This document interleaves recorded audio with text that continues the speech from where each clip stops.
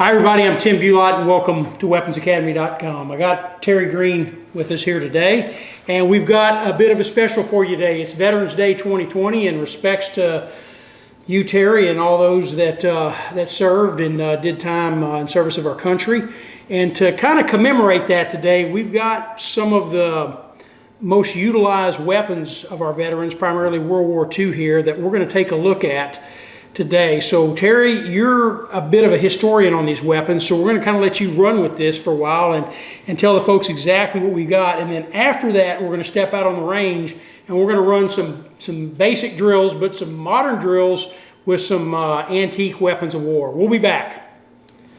All right, today's kind of an awesome day. We're going to take a look at some iconic rifles.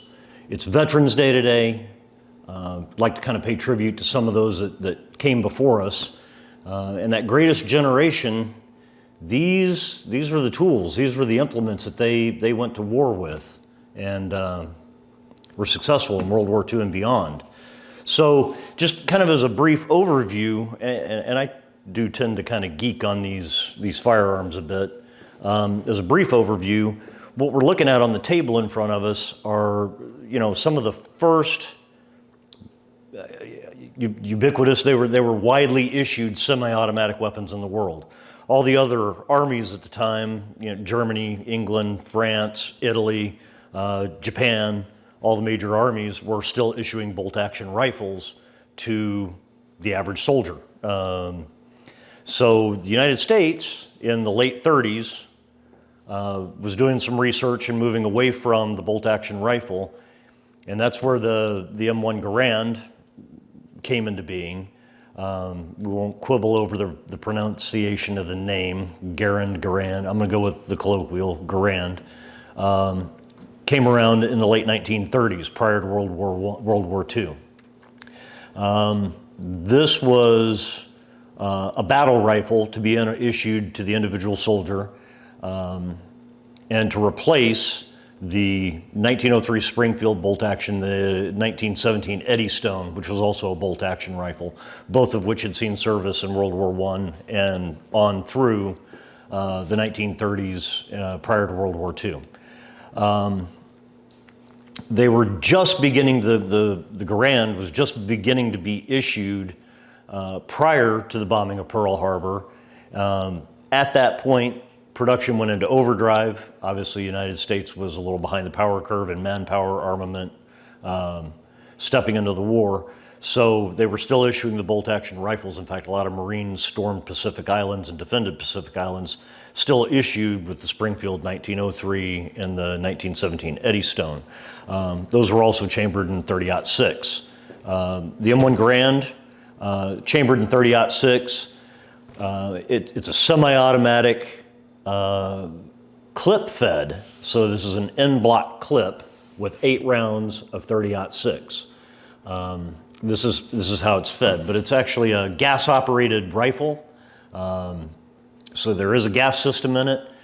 It's very quick to reload, very quick for follow-up shots, and it provided kind of an overwhelming level of superiority on the battlefield once it was in mass issue for United States troops, the Army and the Marine Corps. Its baby brother, the M1 Carbine, the smaller rifle you see on the outside, was actually developed in about 38, 39, when they started working in general on production for an intermediate cartridge rifle, something that was a pistol replacement. It was not designed as a battle rifle. It was designed to be issued to cooks, mortarmen, machine gunners, truck drivers, couriers, people that weren't carrying a large battle rifle out in the field. So this was designed, the M1 Carbine was designed to give those people a little bit further reach in an intermediate cartridge, something that had a little bit more punch and a little bit more range than the 1911 in .45 ACP. This particular rifle has a very interesting history in its design. One of the designers, if you've heard of the movie Carbine Williams, Jimmy Stewart was in, it's not historically accurate, but one of the designers of this particular rifle, David Williams, was actually a felon who had been put to work because he could design firearms. And he was very good at it. And so he actually designed the Tappet gas system that's in the M1 Carbine. So it's also a semi-automatic, except it's box magazine fed.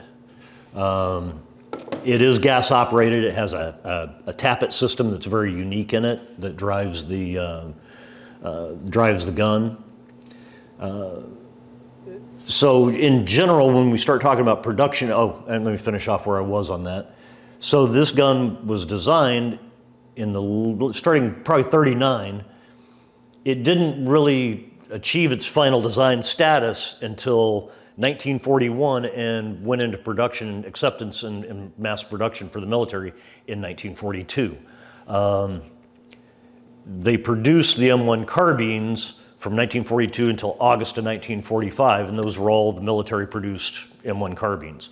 Anything produced after August of 1945 was a commercial version produced by various manufacturers that made them for the commercial market. The M1 Garand, and I'm bouncing a little bit, again, it went into production in 39, I don't want to misspeak on that. Around 39, you didn't see significant production on this until 1942. It was ramping up in 41, but they didn't really go into massive production until 42, once we entered the war. There were over 6.5 million of these M1 carbines produced in that short period of time from 1942 to August of 45. There were, by comparison, during the wartime, during World War II, there were about 5.6 million of the M1 Garands produced and put into the hands of US soldiers. So a lot of guns being produced and going out. For the M1 Garand, there were really 4 major manufacturers. Winchester, who had the design, they designed the firearm. Springfield Armory. Late war, post-war, you had International Harvester, that was primarily for Korea, and Harrington and Richardson, also primarily for Korean War production.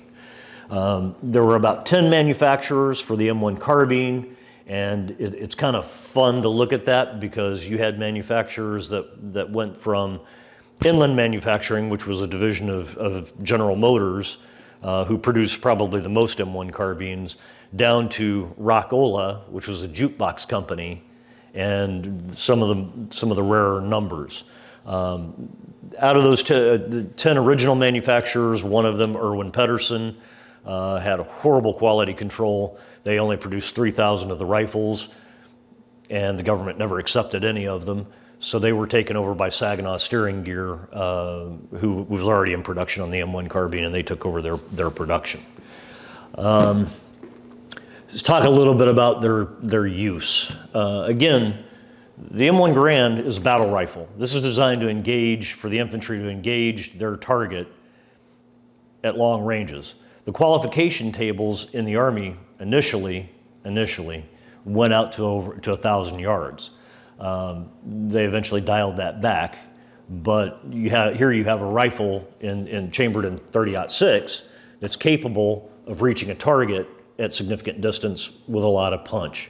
You've got the 150 grain 30 caliber round that'll reach out there and touch someone. The M1 carbine, again, you gotta remember, it was designed as an intermediate caliber firearm. It was a pistol replacement.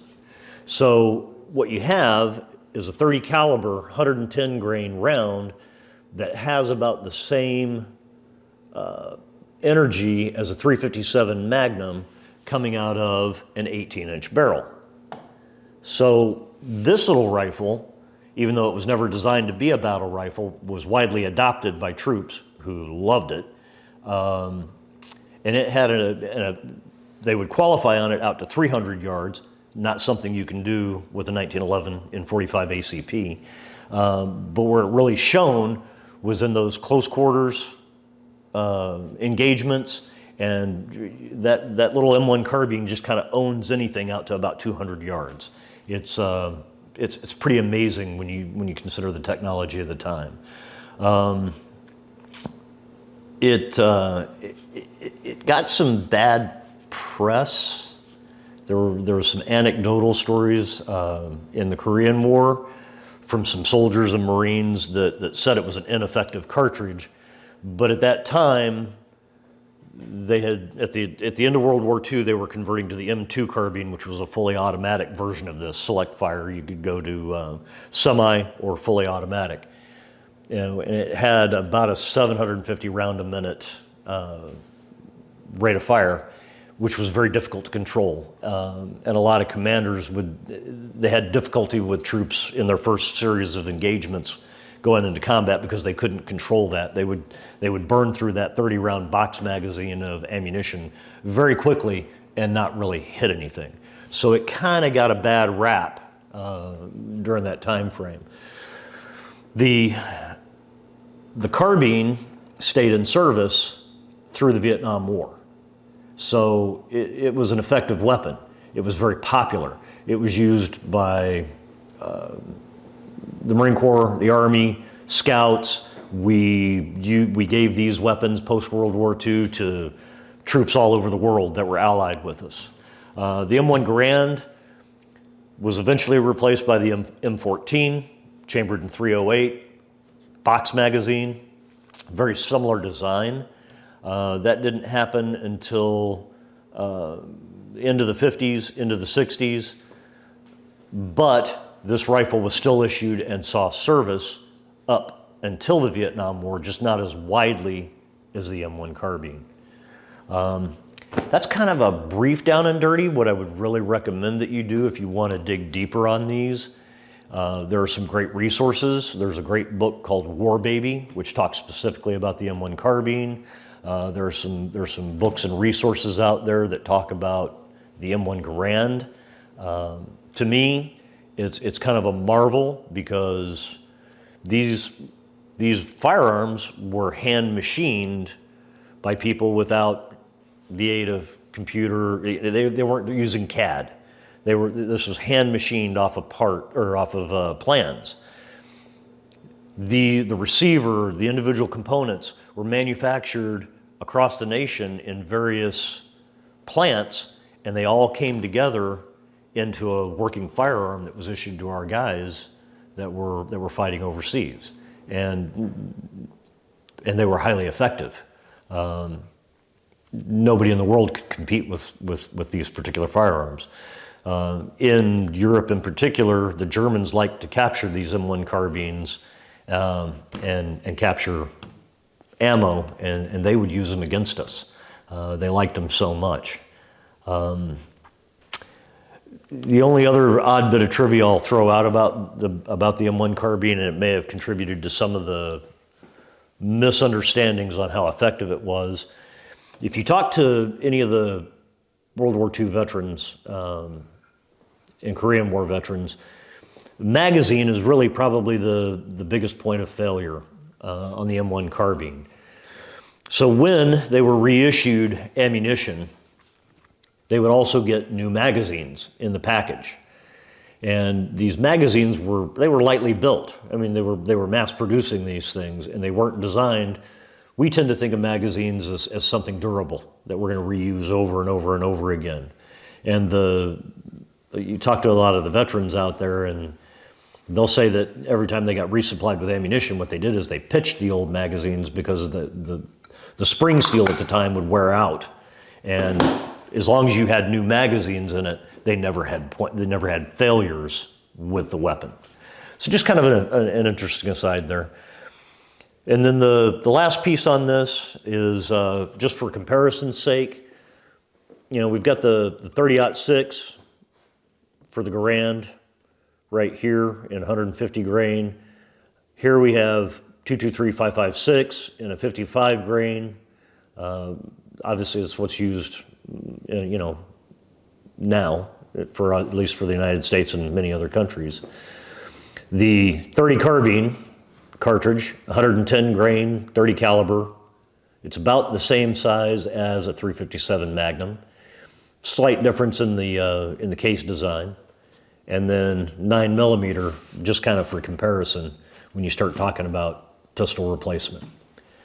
So that kind of gives you a down and dirty on these remarkable chunks of history, and a little bit about their employment. I would tell you to dig deeper.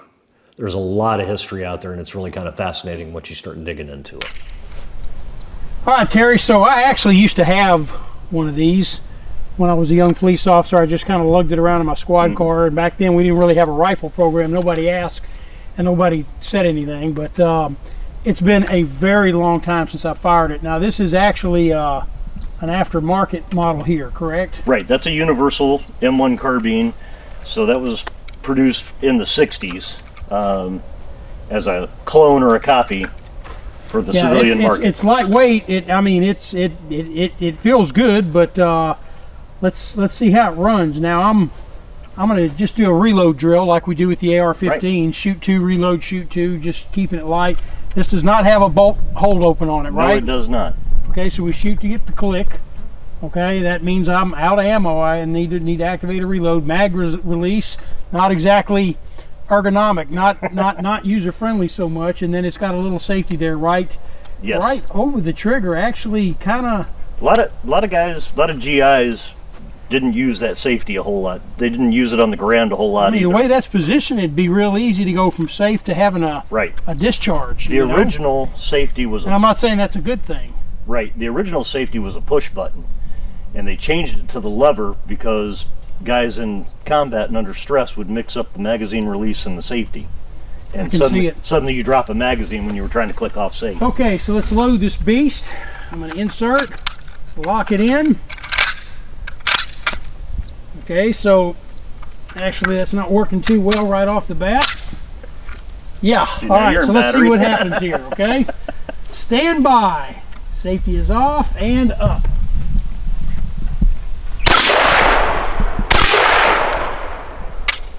Okay, so let's go mag out, mag in, bolt forward, and continue.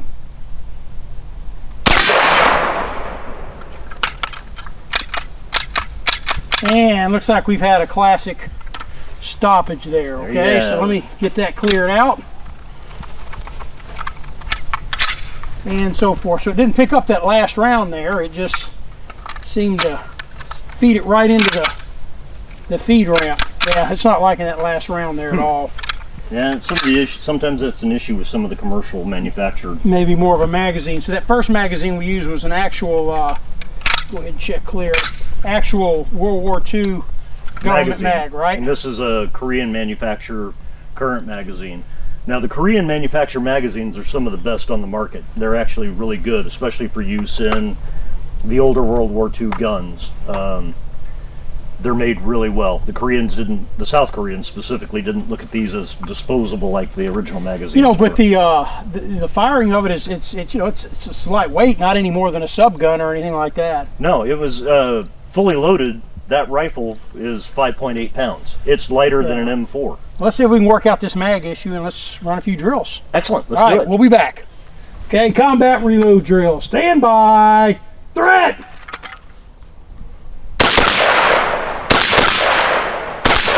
Reloading. Loading.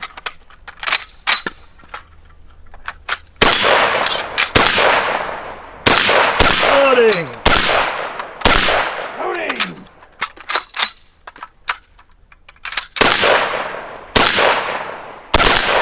At ammo. Stoppage.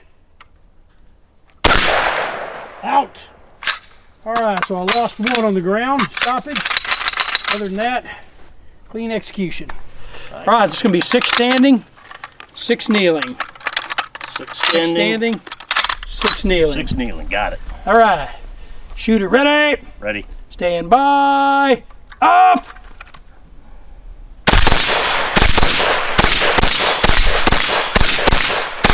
Going down. Loading. Going down.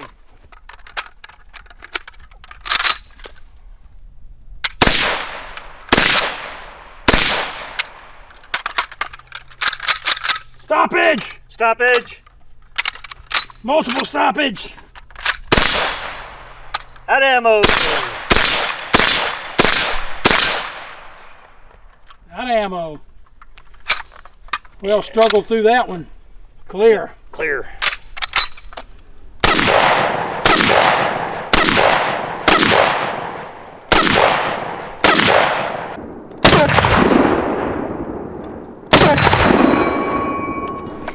All right, so the M1 Garand, we'll go through a basic loading process on that and a brief overview. So this is a heavy rifle. It's 9 pounds, over 9 pounds empty weight. It's walnut and steel. However, that makes it a very soft shooting rifle for a 30-06. The mass and the gas system eat up a lot of the felt recoil. All right, so down and dirty to load. What you're going to do is you're going to actually pull the charging handle and the op rod all the way to the rear and make sure it locks. You want to make sure it locks all the way to the rear. There is a halfway point in there where it looks like it's locked, but it will go forward. That's how people get Garand thumb. So make sure it's locked completely. Let that follower come all the way up. Uses an 8-round end block clip. You take that end block clip, you lay it over into the top here. There's a guide in there. What I will do is I will actually blade my hand, and I'm actually going to turn, and I'm not going to load, but I'm going to let you see the hand position. When I go to load, the blade of my hand will actually go on that op rod to keep the bolt from going forward as I push the end block clip down inside. When you're actually loading, that bolt will not typically slam forward, but be smart, be safe. So I'll load, I'll push down in, smack that bolt forward, and we're ready to go. Safe and fire. When this little leaf is to the rear inside the trigger guard, you are on safe. Forward puts you on fire. It is loud. So on a night patrol, these guys would go off safe because you could hear that forever. All right, Terry, so I've done this one time, and makes you a highly trained professional. yeah, so I picked up this rifle from my dad. My dad was my dad is a Korean War era Marine, first Marines, and this was a type of service weapon that he carried, so I got this for him, and I let you do a workover on it, and you found out some interesting history about this weapon. Yeah, I did. It's a low serial number Springfield.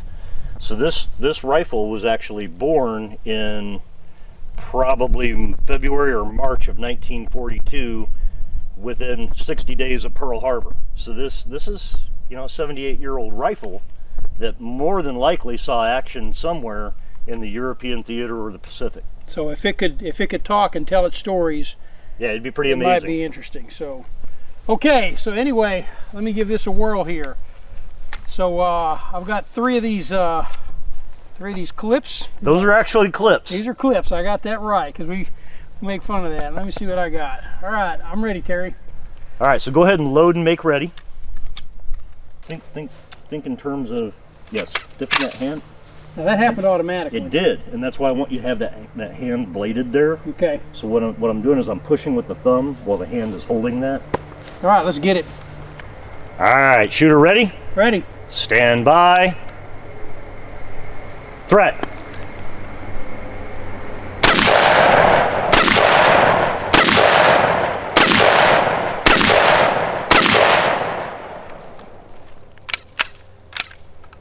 There you go.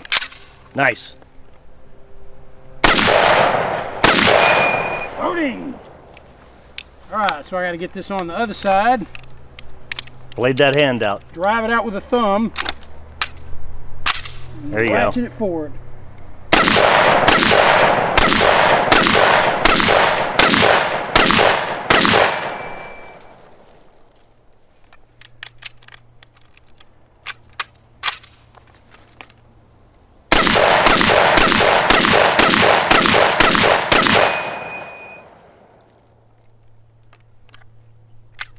Out of Well, ammo. I wouldn't want to be on the receiving end of that. Now think about being the poor guy on the other end driving a bolt-action gun. Yeah, I mean, this You is... can't keep up with that.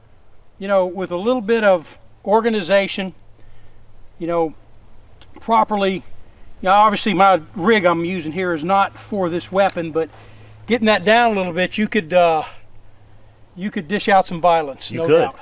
That's a lot of anger going Yeah. down range at, you know, at 3,000 feet per second. Impressive. Let's do it again. I like it. One down. Pesa adelante.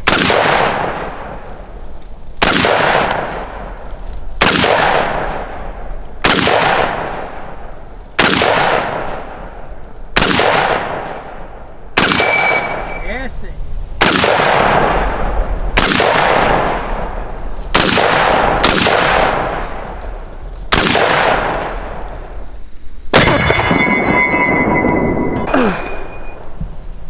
Clear.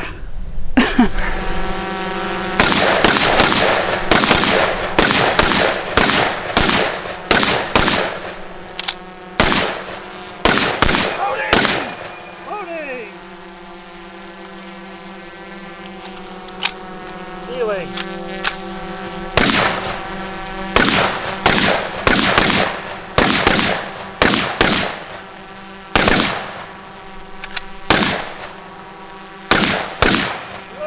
Covering! Loading! Up.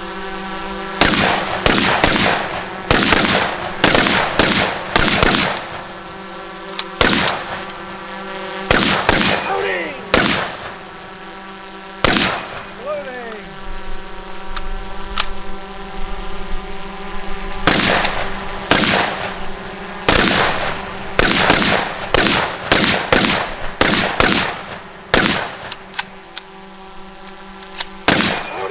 Loading! Loading!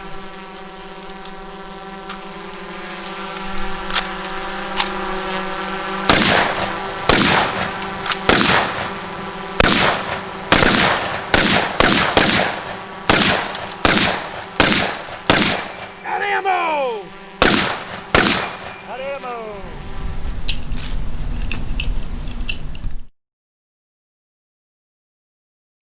Contact front! Contact front.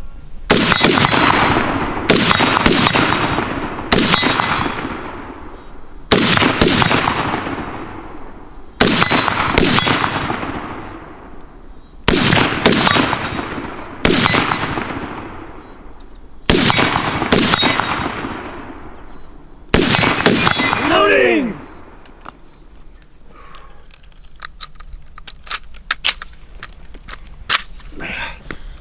Ready!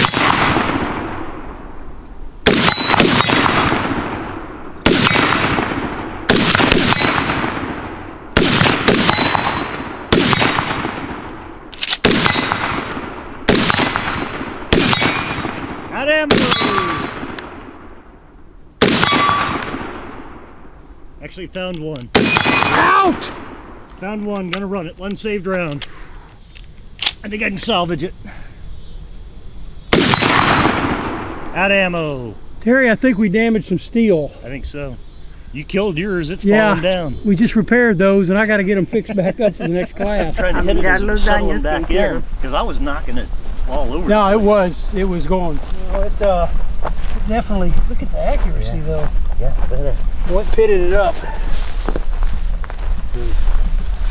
Taking all mine right up in here. Yeah, but the accuracy is phenomenal. I mean, look at these. These are all stacked. Yeah. I mean, yeah, there's a few, but I mean, this thing was swinging like crazy. But Yeah. that they're stacked up in there. But that's, you know, and that was just me doing a quick battle sight zero, Yeah. mechanical zero. So you didn't even get to shoot zero on that. No, it's zeroed. Um, Well, that'll smooth back out as we shoot it with Yeah. 223. yeah. Okay, so here's the bolt. And there's the washer. Washer. Terry, that was appropriate. that was a lot of fun. I appreciate that that history lesson there. It's always good to learn about what was used before our time. Yeah, and it's an impressive weapon system. It really is.